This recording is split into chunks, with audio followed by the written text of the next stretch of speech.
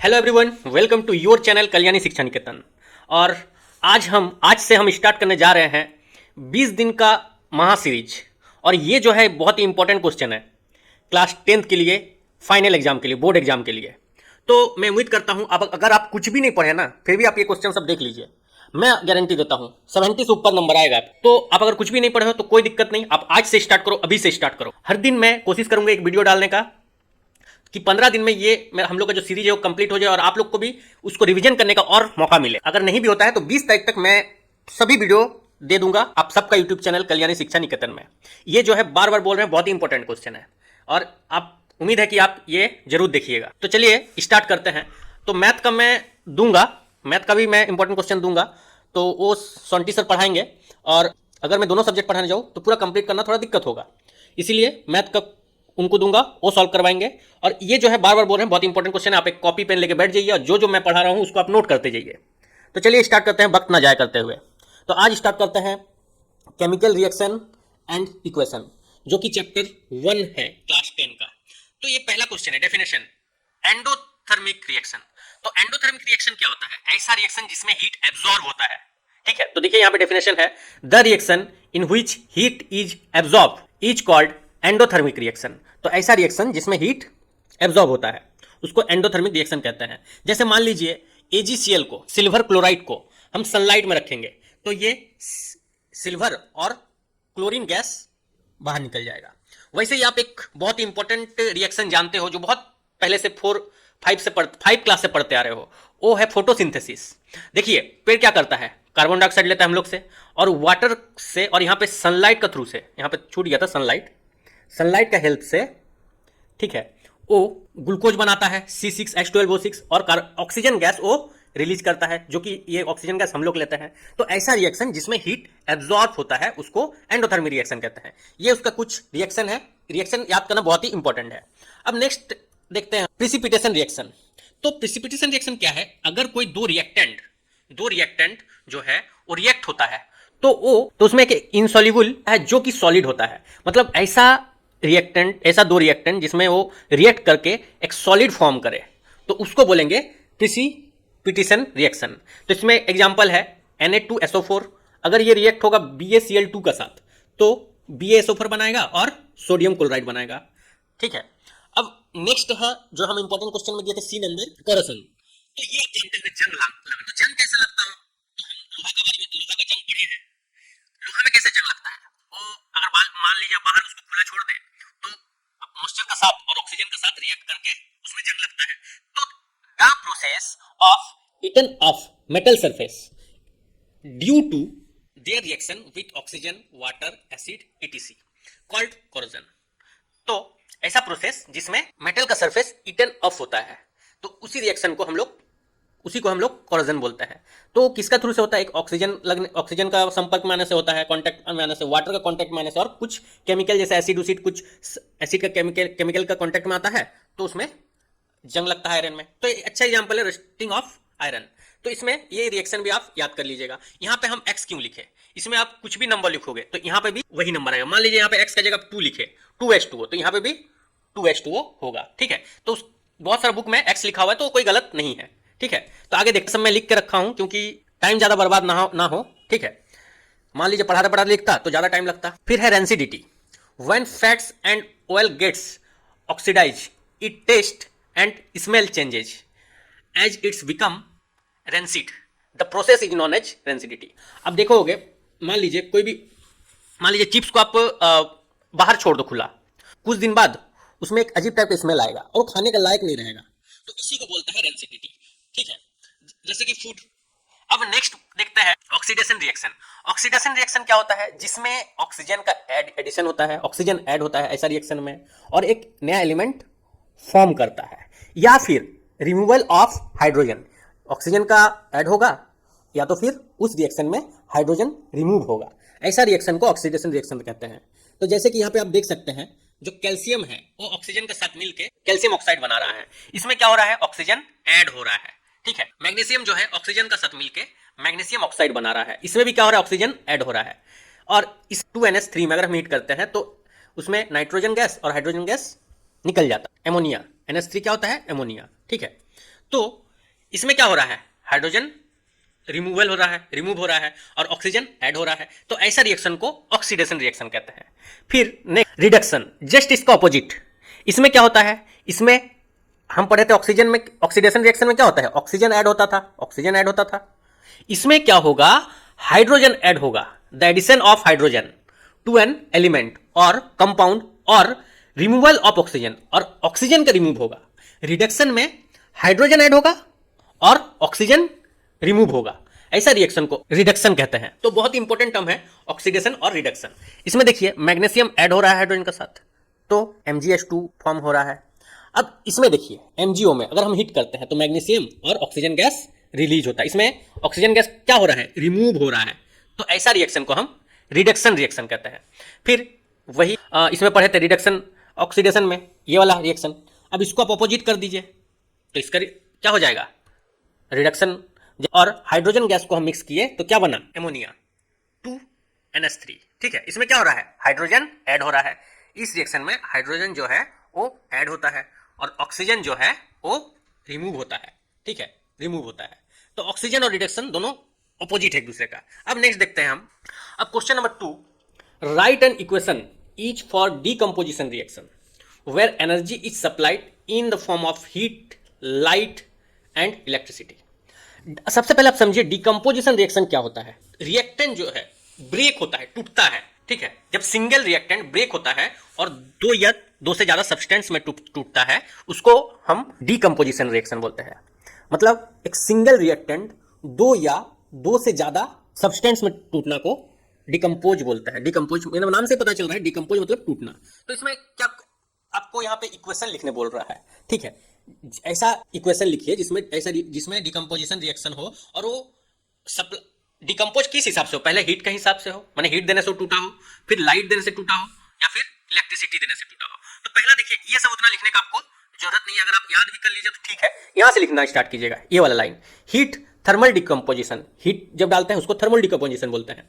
जब calcium carbonate decomposes होता है, जब उसमें हीट दिया जाता है और वो उसमें क्या फॉर्म होता है, कैल्शियम ऑक्साइड और कार्बन डाइऑक्साइड गैस रिलीज होता है। तो देखिए इसमें कैल्शियम कार्बोनेट को हीट दिया जा रहा है और वो कैल्शियम ऑक्साइड और कार्बन डाइऑक्साइड इसमें रिलीज हो रहा है, तो दो सब्सटेंस में ये टूट रहा है। नेक्स्ट, अब लाइट देने से कैसे डिकम्पोज होता है, तो इसमें भी है, ये पॉइंट भी आप लिखिएगा। तो इसको फोटोकेमिकल डिकम्पोजिशन बोलता है। जब सिल्वर क्लोराइड को सनलाइट में रखते हैं, उसमें सिल्वर मिलता है और क्लोरीन गैस उससे निकल जाता है, रिलीज हो जाता है। ठीक है, क्लोरीन गैस मिलता है उसमें। अब नेक्स्ट है इलेक्ट्रिसिटी। अब इलेक्ट्रिसिटी देने से कौन सा डिकम्पोजिशन होता है, इलेक्ट्रोलाइटिक डिकम्पोजिशन, या फिर आप इलेक्ट्रोलाइसिस भी पढ़े होंगे। तो इसमें क्या होता है, जब हम वाटर में ना इलेक्ट्रिसिटी सप्लाई करते हैं तब वो हाइड्रोजन गैस और ऑक्सीजन गैस मिलता है। अब आगे देखते हैं क्वेश्चन नंबर 3, ये हो गया आपका 3 का आंसर। क्वेश्चन क्या है, why does the colour of copper sulphate solution changes when an iron nail is dipped in it. अगर हम एक कॉपर सल्फेट का सॉल्यूशन में आयरन नेल को डाल देते हैं तो इसका कलर क्यों चेंज होता है। तो हमको पता है, रिएक्टिव सीरीज आप पढ़े होंगे, उसमें आयरन जो है वो मोर ज्यादा रिएक्टिव है किससे, कॉपर से। तो वही लिखा हुआ है, iron is more reactive than copper, therefore the colour of copper sulphate solution changes. तो इसका बाद क्या होता है, सल्फेट का जो सॉल्यूशन का कलर है वो चेंज हो जाता है। ठीक है, तो ये रिएक्शन है। अगर आयरन में हम कॉपर सल्फेट को डालते हैं तो आयरन सल्फेट और कॉपर से निकलता है, फिर इसमें कलर चेंज होता है। अब नेक्स्ट देखते हैं, why should chemical equation be balanced. Chemical equation को क्यों बैलेंस्ड करना चाहिए। हम पढ़े हैं लॉ ऑफ कंजर्वेशन ऑफ मास। अगर आप मान लीजिए यहां तक नहीं लिख सकते हैं, आप यहां से यहां तक भी लिख सकते हैं। ठीक है, तो chemical equation should be balanced to follow the law of conservation of mass. तो law of conservation of mass में क्या होता है, हमको पता है एक केमिकल रिएक्शन में हमेशा मास जो है वो कंजर्व रहता है, ना ही हम मास को क्रिएट कर सकते हैं ना ही डिस्ट्रॉय कर सकते हैं। ठीक है, वो एक केमिकल रिएक्शन में मास जो है कंजर्व रहता है। तो ये फंडामेंटल लॉ में the matter can not be created और destroyed in a chemical reaction. आप यहां तक लिख सकते हैं, आप यहां से यहां तक लिखिएगा। ठीक है ना, यहां से यहां तक। ठीक है, this fundamental law state the matter can not be created और destroyed in a chemical reaction. हमको पता है कि हम लोग एक केमिकल रिएक्शन में मैटर को ना ही क्रिएट कर सकते हैं ना ही डिस्ट्रॉय कर सकते हैं, हम उसको एक दूसरे में कन्वर्ट कर सकते हैं। तो इसमें क्या हो रहा है कि टोटल मास जो है, जो मान लीजिए यहाँ A + B, ये क्या है, रिएक्टेंट है, और जो बनेगा, मान लीजिए AB बना, तो क्या है, प्रोडक्ट है। तो यहाँ पे जितना मास है यहाँ पे भी उतना ही मास होना चाहिए। ये chemical law of conservation of मास कहता है, ठीक है। इसीलिए हम लोग जो है केमिकल इक्वेशन को बैलेंस करते हैं। Why should magnesium ribbon be clean before burning in air. अब हम मैग्नीशियम रिवर को क्लीन क्यों करते हैं? जब हम उसको जलाते हैं एयर में तो हम उसको क्लीन क्यों करते हैं? तो हमको पता है magnesium is a reactive metal, बहुत ही रिएक्टिव मेटल है मैग्नीशियम। और ये जो है क्या करता है, ऑक्सीजन के साथ कंबाइन करके, ऑक्सीजन के साथ कंबाइन करके ये मैग्नीशियम ऑक्साइड इसका सरफेस में बन फॉर्म होता है। अब इसीलिए इसको क्या होता है, पहले सैंड पेपर से इसको क्लियर किया जाता है जलाने से पहले, ठीक है, ताकि ये अच्छा से जल सके। तो वही मैग्नीशियम जो है ऑक्सीजन के साथ रिएक्ट करके क्या बन रहा है, MgO, ठीक है, मैग्नीशियम ऑक्साइड बनता है। तो इसीलिए मैग्नीशियम ऑक्साइड बनता है तो अच्छा से जल सके, तो उसके लिए उसको क्लीन करते हैं, किससे, सैंड पेपर से। अब नेक्स्ट में balance the following chemical equation, इसको हमको बैलेंस करना है, ठीक है, इस इक्वेशन सब में, इक्वेशन सबको। तो पहले देखिए ये N2 है, H2 है, NH3 है। देखिए हम तो अभी तो उतना प्रॉपर समझाने का तरीका है नहीं, तो हम शॉर्टकट में आपको बता दे रहे हैं। देखिए यहाँ पे N2 है ना, तो यहाँ पे तो N तो 1 ही है, तो इसमें हम क्या करेंगे, इसमें हम 2 मल्टीप्लाई कर देंगे। अब यहाँ पे N2 तो मेरा बैलेंस हो गया, नाइट्रोजन बैलेंस हो गया, पर हाइड्रोजन क्या है, बैलेंस नहीं है। तो हाइड्रोजन को बैलेंस करने के लिए क्या करेंगे, अब हाइड्रोजन कितना है, 6 है, यहाँ पे 2 है, तो हम इसमें 3 लिख देंगे। तो देखिए हाइड्रोजन यहाँ पे 6 हो गया और यहाँ पे भी 6 हो गया, सब मेरा इक्वेशन बैलेंस हो गया। अब नेक्स्ट इक्वेशन देखते हैं, इसमें भी वही करेंगे। देखिए इसमें सबसे पहले देखना है कि ये बैलेंस है कि नहीं। तो इसमें हाइड्रोजन जो है 3 है इसमें, लेकिन हाइड्रोजन 2 है। तो सबसे पहले हम क्या करेंगे, हाइड्रोजन को बैलेंस करेंगे। कैसे, यहाँ पे हम 2 लिख दिए, तो यहाँ पे हाइड्रोजन 2 और यहाँ पे भी हाइड्रोजन 2, हाइड्रोजन 4 हो गया, पर यहाँ पे तो 2 है हाइड्रोजन, तो यहाँ आगे में हम 2 डाल देंगे। तो यहाँ पे हाइड्रोजन भी 2 4 हो गया, यहाँ पे हाइड्रोजन भी 4 हो गया, ऑक्सीजन भी यहाँ पे 2 है। अब पोटेशियम का बात करें, के में क्या करेंगे, के का आगे भी हम क्या करेंगे, 2 डाल देंगे, इसमें भी 2 डाल देंगे, तो ये इक्वेशन बैलेंस हो गया। अब ये इक्वेशन में देखिए यहाँ हम 2 डाल देते हैं, ठीक है। तो देखिए यहाँ पे Pb, फिर को आगे में यहाँ पे भी 2 डाल देते हैं, तो मेरा Pb और यहाँ पे भी Pb बैलेंस हो गया। अब NO2 है, यहाँ पे NO3 है, तो यहाँ क्या करेंगे, यहाँ हम 4 डाल देते हैं, क्योंकि यहाँ पे NO जो है, NO4 N जो है यहाँ पे 2 और इधर 2 2 2 जा 4 हुआ, यहाँ पे भी N मेरा 4 हुआ, Pb भी मेरा बैलेंस है और ऑक्सीजन भी मेरा बैलेंस है। ऑक्सीजन यहाँ पे आपका देखिए 2 2 4 2 जा 8 मतलब 10 और 2 12 है। और इसमें देखते हैं, इसमें हो गया 6 और 6 2 जा 12, इसमें फिर बैलेंस, ये मेरा इक्वेशन हो गया। अब इसमें डी नंबर में देखते हैं, यहाँ पे मेरा Cl पहले बैलेंस नहीं है, तो सबसे पहले हम Cl को बैलेंस करने का ट्राई करेंगे। तो यहाँ पे Cl जो है 1 है और यहाँ पे 2 2 4 है, तो आप यहाँ 4 डाल दीजिए, तो क्या हो जाएगा। अब देखते हैं हाइड्रोजन यहाँ पे 2 है, तो यहाँ 4 है, तो आप यहाँ 2 डाल दीजिए हाइड्रोजन में, तो हाइड्रोजन भी 4 हो गया।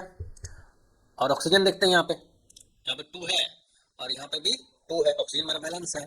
अब Mn देखते हैं, Mn यहाँ पे 1 है। चलिए ये भी इक्वेशन आपका बैलेंस हो गया, देख लीजिए। नेक्स्ट आयरन में देखिए यहाँ 3 है, तो सबसे पहले यहाँ पे 3 डाल दीजिए आप आयरन में, तो मेरा आयरन यहाँ बैलेंस हो गया। अब किसको बैलेंस करना है, अब यहाँ पे मेरा हाइड्रोजन जो 2 है यहाँ पे भी 2 है और ऑक्सीजन को बैलेंस करना भी बाकी है यहाँ। तो ऑक्सीजन यहाँ कितना है, 4 है, आप यहाँ 4 डाल दीजिए। तो ऑक्सीजन को मान लीजिए बैलेंस कर दिए, 4 आ गया, पर हाइड्रोजन अभी बैलेंस नहीं है। तो हाइड्रोजन यहाँ पे कितना है, 4 2 8 है, यहाँ पे 2 है, तो इसमें भी आप 4 डाल दीजिए। तो अब देखिएगा यहाँ हाइड्रोजन भी 8 है, यहाँ पे भी 8 है, यहाँ आयरन 3 है। अब मेरा पूरा इक्वेशन बैलेंस्ड है। अब नेक्स्ट है H2 + Cl2। अब यहाँ पे देखिए, यहाँ पे भी 2 है, पहले हाइड्रोजन को बैलेंस कीजिए, 2 और Cl भी 2 है, मतलब यहाँ पे हम 2 डाल देने से मेरा हाइड्रोजन और HCl में 2 डाल देने से हाइड्रोजन भी बैलेंस और Cl भी बैलेंस हो गया, ये आसान था। अब नेक्स्ट देखते हैं NaOH। अब हम देखते हैं इस इक्वेशन को, इसमें Na है और यहाँ पे Na2 है, तो आप इसमें सबसे पहले सोडियम को बैलेंस कर दीजिए, Na को बैलेंस कर दीजिए, तो यहाँ पे भी 2 है, यहाँ पे भी 2 आ गया। अब क्या करेंगे हम, अब देखेंगे, अब ऑक्सीजन यहाँ पे कितना है, 4 और 2 6, तो यहाँ पे ऑक्सीजन भी 4 2 6 है, नहीं ऑक्सीजन यहाँ पे 4 2 6 नहीं। तो यहाँ पे फिर हम हाइड्रोजन को देखते हैं, हाइड्रोजन यहाँ पे 2 है और 2 है, 4 है, तो यहाँ पे भी 2 है, हाँ यहाँ पे हाइड्रोजन जो है बैलेंस नहीं है, तो इसमें हाइड्रोजन को बैलेंस कर देते हैं 2 डाल के। तो हाइड्रोजन यहाँ 2 है और 2 4 हो गया, हाइड्रोजन भी बैलेंस हो गया। और ऑक्सीजन यहाँ पे 4 और 4 2 6 और यहाँ पे भी 2 और 4 6, तो चलिए पूरा इक्वेशन बैलेंस हो गया। अब FeSO4 में इसमें देखते हैं हम क्या करना है। तो सबसे पहले आप आयरन को बैलेंस कीजिए, तो चलिए यहाँ पे 2 डाल देते हैं, यहाँ पे 2 है तो 2 डाल दिए, फिर यहाँ पे 2 डाल देने से आयरन तो बैलेंस हो गया। क्या ऑक्सीजन यहाँ पे 4 है, यहाँ पे 2, ऑक्सीजन यहाँ पे 4 2 8 हो गया, यहाँ पे ऑक्सीजन आपका यहाँ पे O3 है, थोड़ा ऊपर आई है ना, या थोड़ा देख लीजिएगा, यहाँ पे 3 नहीं होगा। तो ऑक्सीजन यहाँ पे 3, 628। चलिए पूरा इक्वेशन बैलेंस है, तो ये हम हो गया। अब हम नेक्स्ट क्वेश्चन देखते हैं। अब यहाँ पे क्या आ रहा है, right the balance chemical equation. हमको बैलेंस केमिकल इक्वेशन लिखना है, ठीक है। सबसे पहले रिडॉक्स रिएक्शन। अब समझते हैं रिडॉक्स रिएक्शन क्या होता है। हम आपको इससे पहले ऑक्सीडेशन और रिडक्शन पढ़ाए थे, उसमें क्या था, ऑक्सीडेशन में ऑक्सीजन ऐड होगा और रिडक्शन में ऑक्सीजन रिमूव होगा। तो क्या ऐसा भी इक्वेशन है जिसमें दोनों हो? चलिए देखते हैं। तो अभी हम लिखते हैं, मान लीजिए कि इक्वेशन एक answer Zn plus CuSO4 copper sulphate, इसको हम रिएक्ट करवाएंगे तो क्या आ जाएगा, ZnSO4 प्लस, ये देखिए रेडॉक्स रिएक्शन है, ये देखिए रेडॉक्स रिएक्शन है। कैसे, यहाँ पे देखिए, यहाँ पे ऑक्सीजन ये क्या कर रहा है, रिमूव कर रहा है, मतलब रिडक्शन यहाँ पे हो रहा है, और यहाँ पे क्या हो रहा है, ऑक्सीजन ऐड हो रहा है, ठीक है, यानी यहाँ ऑक्सीडेशन हो रहा है। तो ये हो गया आपका रेडॉक्स रिएक्शन। क्या ये बैलेंस है? हाँ, ये बैलेंस है। अब नेक्स्ट बी नंबर, इसका एक रिएक्शन लिखने बोल रहा है जो बैलेंस इक्वेशन और डिकम्पोजिशन रिएक्शन का। तो अभी हम पढ़ाए थे डिकम्पोजिशन रिएक्शन क्या होता है, जिसमें एक एलिमेंट, जिसमें एक सिंगल रिएक्टेंट टूट के दो सब्सटेंस बनता है। दो भी बन सकता है, दो से ज़्यादा भी बन सकता है, वो रिएक्टेंट के ऊपर डिपेंड करता है। तो वहाँ से एक, जैसे कैल्शियम कार्बोनेट, इसमें हम हीट किए, हीट करने से क्या हुआ, ये CaO और कार्बन डाइऑक्साइड गैस में डिकम्पोज हो गया, मतलब टूट गया, दो सब्सटेंस में ये टूट गया, ठीक है। अब double displacement reaction, double displacement reaction पहले समझ लेते हैं। ये आयन का एक्सचेंज होता है। मान लीजिए ये A है और ये B है, A में पॉजिटिव आयन है और इसमें नेगेटिव आयन है, और इसमें C है जो कि पॉजिटिव आयन है। C मतलब कोई भी एक एलिमेंट हो सकता है, और D भी कोई एक एलिमेंट होगा, तो इसमें नेगेटिव है। तो ये क्या करेगा, A जो है जाके D का साथ रिएक्ट करेगा, यहाँ पे पॉजिटिव आयन, इसका नेगेटिव आयन, और जो B है वो C का साथ रिएक्ट करेगा, तो C प्लस और B माइनस। तो इसको बोलते हैं डबल डिस्प्लेसमेंट, आयन का एक्सचेंज होता है इसमें, ठीक है। तो ऐसा कोई है क्या रिएक्शन? जी हाँ, जरूर है। चलिए देखते हैं क्या है। जैसे मान लीजिए AgNO3 ये रिएक्ट किया NaCl के साथ, सोडियम क्लोराइड के साथ, ठीक है। तो हमको पता है ये Ag जो पॉजिटिव है और NO3 नेगेटिव है, और यहाँ पे Na पॉजिटिव है और Cl नेगेटिव है। ये रिएक्ट किया तो क्या बना, तो ये बना आपका AgCl प्लस NaNO3, ये हो आपका आंसर, ठीक है। ये इसका पॉजिटिव आयन इसका नेगेटिव के साथ रिएक्ट हुआ, और इसका नेगेटिव आयन इसका पॉजिटिव के साथ रिएक्ट किया, तो ये एलिमेंट ये बना और ये बना, AgCl और NaNO3। ये आपको समझाने के लिए लिखने की जरूरत नहीं है, बस आप यहाँ तक रखिए। तो आगे हम देखते हैं, ये है बर्निंग ऑफ मैग्नीशियम रिबन, मतलब मैग्नीशियम रिबन को जलाया जा रहा है एयर में, ठीक है। अब इसमें जो है A, B, C और D, ये क्या है, ये B क्या है, C क्या है और D क्या है, इसका मेरे को नाम बताना है। ये आपका एनसीईआरटी बुक में होगा। तो A जो है क्या है, ये है आपका टोंग। B क्या है, B देखिए ये क्या है, ये मैग्नीशियम रिबन है जो कि जल रहा है, तो ये मैग्नीशियम रिबन। C क्या है, जाहिर सी बात है, प्लेट ही दिख रहा है तो प्लेट ही होगा, प्लेट। और D क्या है, ये क्या है, ये आपका है मैग्नीशियम ऑक्साइड, क्या है, ऑक्साइड। ऐसा टाइप का फिगर का क्वेश्चन एक रहता है आपका, ठीक है, एग्जाम में। तो अब ध्यान, एनसीईआरटी का बुक का थोड़ा फिगर भी ध्यान दे दीजिएगा, ठीक है ना। ये T है, ठीक है, इसको T को हम ऐसे लिखते हैं। अब नेक्स्ट देखते हैं, ये भी वही है, इसमें भी फिगर का नाम बोल रहे हैं। ये क्या है, कॉर्क है, ये क्या है ग्लास ट्यूब है, यहाँ पे कौन सा गैस है, H2 गैस है, ये कौन सा क्या है, ये कॉनिकल फ्लक्स है, इसमें ये क्या है, डाइल्यूट सल्फ्यूरिक एसिड है, और ये क्या है तो ये फिगर भी आप एक बार देख लीजिएगा, ये भी आपका एनसीईआरटी बुक में है, बहुत इंपॉर्टेंट फिगर है, ठीक है। अब नेक्स्ट देखते हैं, तो इसमें नेक्स्ट क्वेश्चन क्या है, the reaction of water with CaO has been showed in the figure, write the name A and B। तो बोल रहा है कि A और B, इसमें क्या है, A तो है, ये क्या है, बीकर है, तो इसमें लिख दीजिए बीकर, BEKER, बीकर लिख दिया। ये क्या है, B क्या है, B वाटर है, ठीक है, ये ना कैल्शियम ऑक्साइड है, वो वाटर के साथ रिएक्ट कर रहा है, यहाँ पे साफ साफ लिखा हुआ है। B नंबर में क्या बोल रहा है, right the name of reaction taking place, इसमें से कौन सा रिएक्शन लग रहा है, इसमें क्या हो रहा है, हीट एग्जिट कर रहा है, तो मतलब क्या हो गया, A एक्सोथर्मिक हो गया, ठीक है, आप पढ़े ना एक्सोथर्मिक एंडोथर्मिक, तो ये एक्सोथर्मिक रिएक्शन। अब next, right the balance equation for the reaction taking place, इसमें कौन सा रिएक्शन हो रहा है उसका आपको लिखना है, वो भी बैलेंस इक्वेशन उसका। यहाँ पे जो रिएक्शन हो रहा है उसका आपको बैलेंस इक्वेशन लिखना है। तो यहाँ पे क्या है, कैल्शियम ऑक्साइड, जब कैल्शियम ऑक्साइड करता है वाटर का साथ रिएक्शन तो क्या होता है? Calcium hydroxide, calcium hydroxide. ठीक है, तो ये हुई आपका आंसर।